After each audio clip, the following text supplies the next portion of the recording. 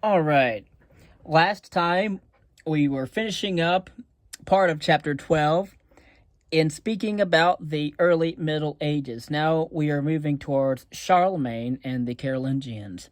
Of course, one may ask, was Charlemagne French or was he German? The question is very loaded, and it's actually a very complicated one because Charlemagne was neither French nor German. However, during the 7th and 8th centuries, as the kings of the Frankish kingdom gradually lost their power, the mayors of the palace, the chief officers of the king's house, assumed more control of the kingdom. One of these mayors, Pepin, finally took the logical step of assuming the kingship of the Frankish state for himself and his family. Upon his death in the year 768, his son came to the throne of the Frankish kingdom. Of course, this is the 8th century. This new king was the dynamic and powerful ruler known to history as Charles the Great, who lived from 768 to 814. It's about the dawn of the 9th century. His name was Charlemagne, from the Latin for Charles the Great, Carolus Magnus. He was determined and decisive, intelligent and inquisitive, a strong statesman and a pious Christian. Although unable to read or write, he was a wise patron of learning. In a series of military campaigns, he greatly expanded the territory that he had inherited and created what came to be known as the Carolingian or Carolingian Empire. Of course, Charlemagne was the son of Charles Martel, the Hammer, and at its height, Charlemagne's empire covered much of Western and Central Europe. Not until the time of Napoleon in the 19th century would an empire of its size be seen again in Europe. Charlemagne continued the efforts of his father in organizing the Carolingian kingdom, and besides his house staff, Charlemagne administration of the empire depended on the use of counts as the king's chief representatives in local areas. And as an important check on the power of the counts, Charlemagne established the Missi Dominici,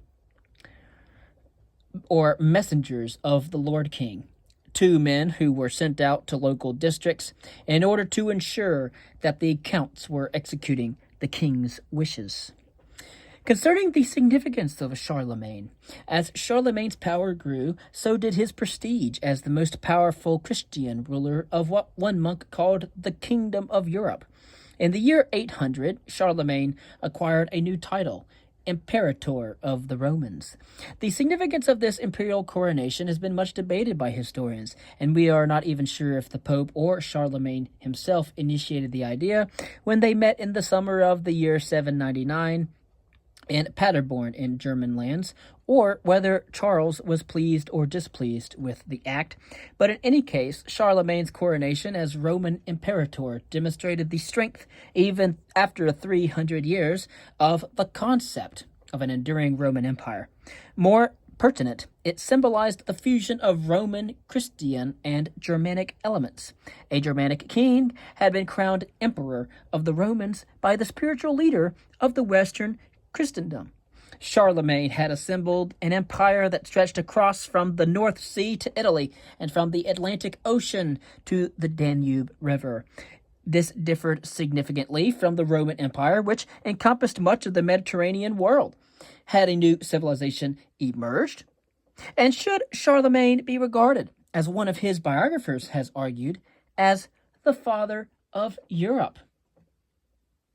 The world of lords and vassals, the Carolingian Empire began to disintegrate soon after Charlemagne's death in the year 814, and less than 30 years later, in 843, it was divided among his grandsons into 3 major sections. The western Frankish lands, which formed the core of the eventual Kingdom of France. The eastern lands, which eventually became Germany, and a middle kingdom extending from the North Sea to the Mediterranean. The territories of the Middle Kingdom became a source of incessant struggle between the other 2 Frankish rulers and their heirs. At the same time, however, powerful nobles gained even more dominance in their local territories, while the Carolingian rulers fought each other, and incursions by outsiders into various parts of the Carolingian world furthered the process of disintegration. Invasions of the 9th and 10th centuries, respectively. In the 9th and 10th centuries, Western Europe was beset by a wave of invasions. Muslims attacked the southern coasts of Europe and sent raiding parties into southern France. The Magyars, a people from Western Asia, moved into Central Europe at the end of the 9th century and settled on the plains of Hungary, launching forays into Western Europe. Finally crushed at the Battle of Lechfeld in Germany in the year 955, the Magyars converted to Christianity, settled down, and established the Kingdom of Hungary.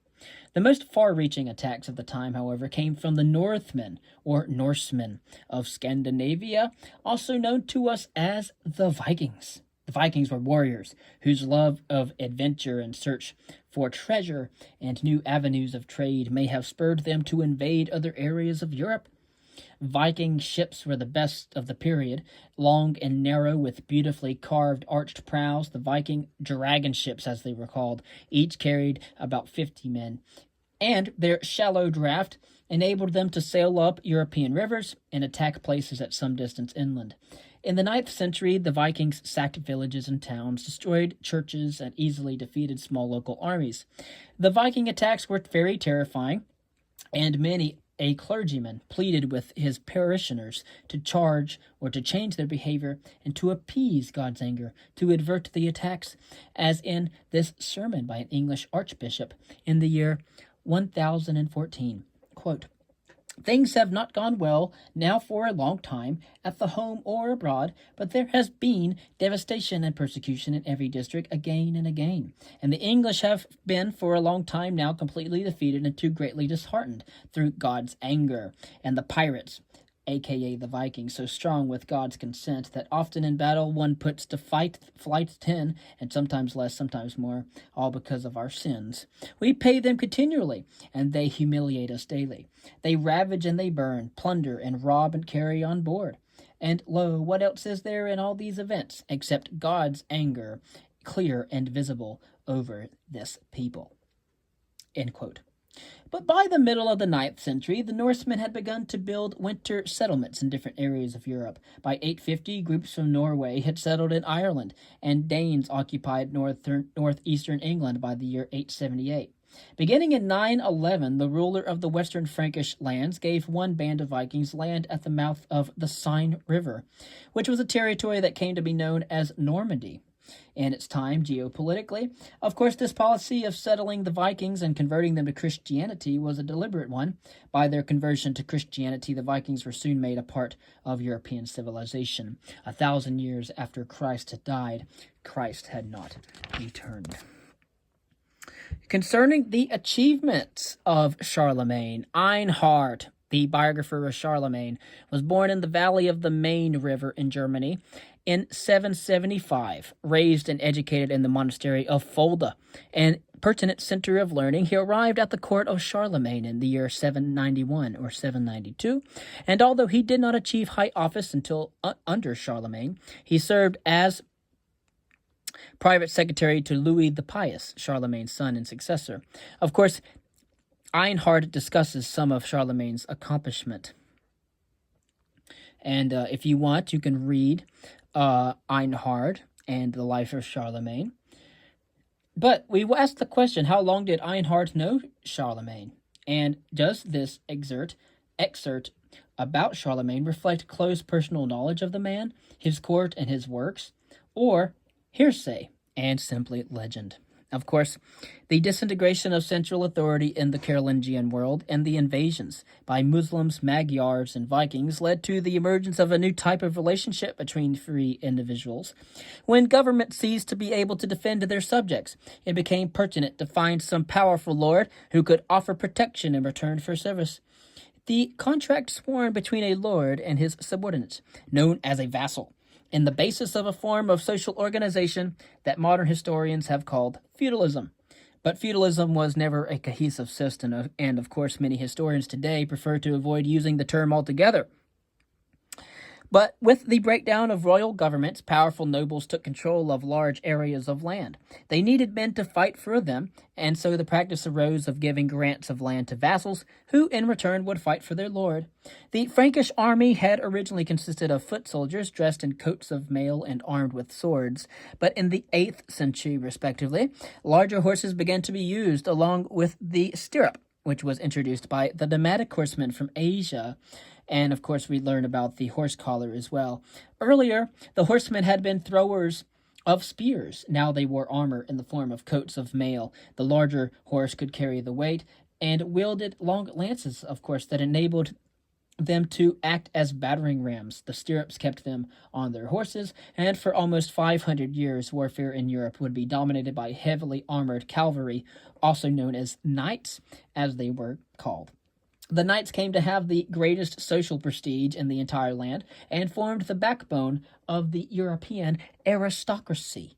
Of course, it was expensive to have a horse, armor, and weapons as well. It also took time and much practice to learn how to wield these instruments very skillfully from the horseback.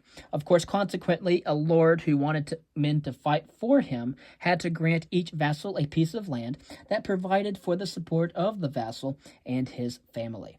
Of course, in return for the land, the vassal provided his lord with fighting skills.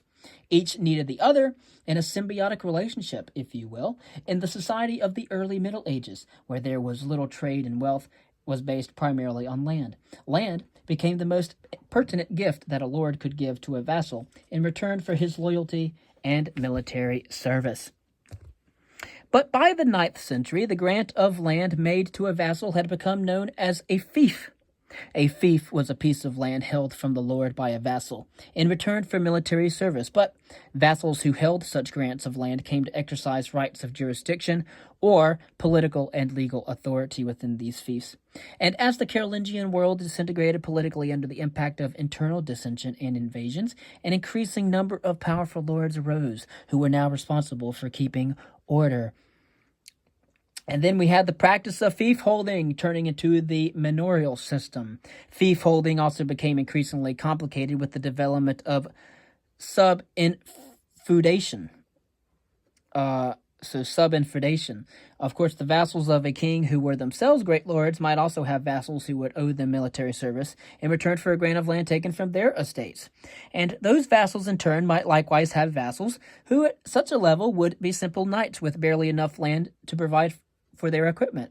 Of course, the lord-vassal relationship then bound together both greater and lesser landowners, and at all levels, the lord-vassal relationship was always an honorable relationship between free men and did not imply any sense of servitude whatsoever.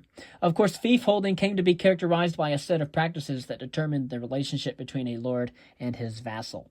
The major obligation of a vassal to his lord was to perform military service, usually about 40 days a year, not very much, and a vassal was also required to appear at his lord's court when summoned in order to give advice to the lord.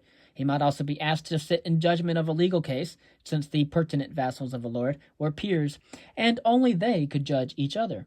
Finally, vassals were also responsible for aids, or what is known as financial payments to the lord, on a number of occasions, including the knighting of the lord's eldest son, the marriage of his eldest daughter, and the ransom of the lord's person if he were captured, of course. But in turn, the lord had responsibilities as well toward his vassals. His major obligation was to protect his vassal, either by defending him militarily or by taking his side in a court of law. The lord was also responsible for the maintenance of the vassal, usually by granting him a fief. And again, the fief is the grant of land made to a vassal and by a lord, and this is from the 9th century onward. The land-holding class of nobles and knights contained a military elite whose ability to function as warriors depended on having the leisure time to pursue the arts of war. Landed estates located on the fiefs given to a vassal by his lord and worked by a dependent peasant class provided the economic sustenance that made this way of life possible. Of course, a manor was an agricultural estate operated by a lord and worked by peasants. And although a large class of free peasants continued to exist, increasing numbers of free peasants became serfs and what's known as serfdom. And that is a form of servitude, although they weren't slaves.